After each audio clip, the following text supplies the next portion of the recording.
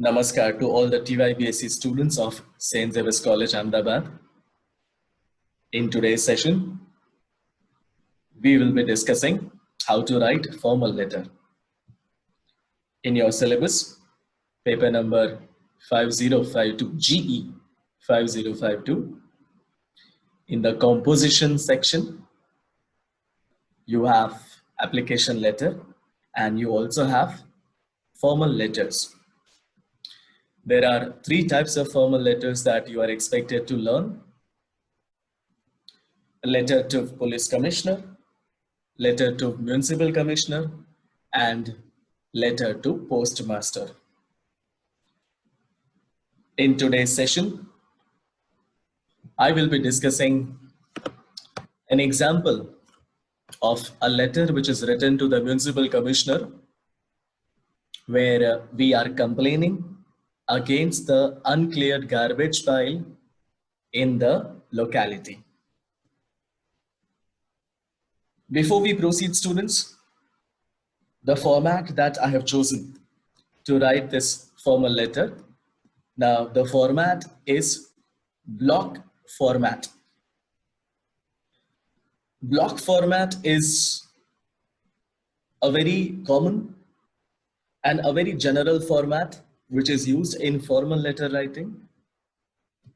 In the block format, please note what I'm highlighting.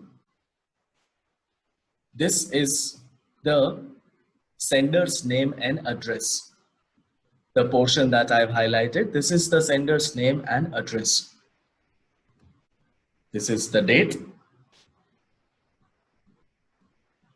This is the highlighted portion is the receiver's name and address. Salutation, subject. This is the body of the letter.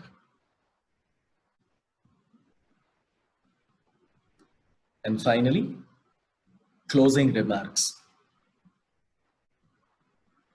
Now, if you see it carefully, everything is aligned to the left-hand side. The sender's name and address, date, receiver's name and address, salutation, subject, even the body of the letter is also left aligned. This is a characteristic of a block format letter where everything is left aligned. Not only is everything left aligned, but even the space between lines is kept to only one. So line spacing is kept only 1.0. So this is a typical general format of the general block format letter which is used for writing any formal letter.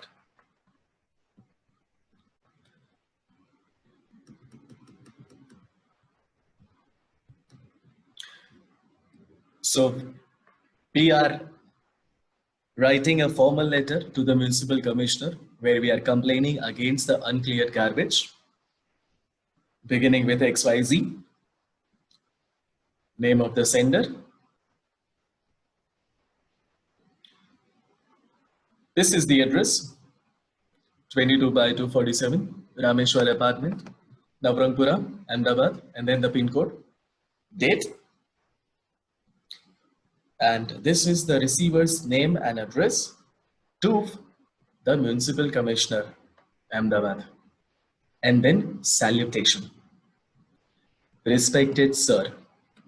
If we are aware about the gender of the receiver, we can write sir or ma'am. The other aspect is usually now in formal letters, we are also using dear in case if we know the individual. In that case, we can use dear as well. But since the municipal commissioner is not related, is not having any, we don't have any relationship with him, direct relationship with him, which is why I've chosen to Right, respected sir? Yeah. Respected sir, and then the subject, and we underline the subject. Complaint about the garbage pile in the locality. Moving on to the body of the letter. Body of the letter usually comprises of either 2 or 3 paragraphs, and we are expected to write to include formal words. What I have drafted is that I am writing this letter to kindly draw your attention to the uncleared garbage pile in our locality. The lane which leads to our building has been converted into a large dumping ground by the people. Initially, the authorities had failed to clear the waste.